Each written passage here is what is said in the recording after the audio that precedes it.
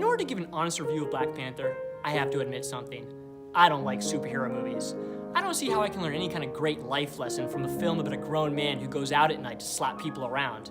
Where I'm from, that kind of behavior is going to have a judge sending you door to door to your neighbors' houses to let them know you're on that special list. But that's not to say the film isn't important. Occasionally, I will go and see a superhero movie so I can make half-hearted attempts to interact with other human beings, and Black Panther is the best one I've seen yet.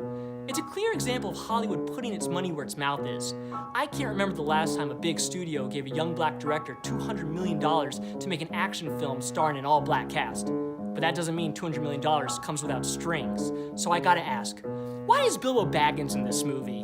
For a movie that's supposed to be about black empowerment, it features, in a prominent role, a white male CIA operative who only wants to help the nation of Wakanda. What?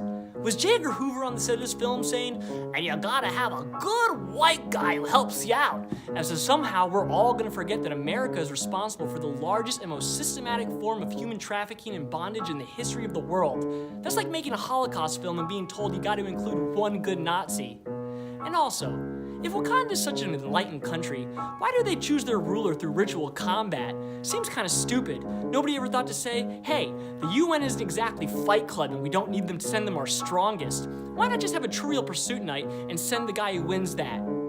And lastly, at the end of the day, isn't every superhero really just a great martial artist? How come every time one of these guys drinks a super serum, they turn to a third-degree black belt? So with that in mind, I gotta ask, why aren't there any Asian superheroes?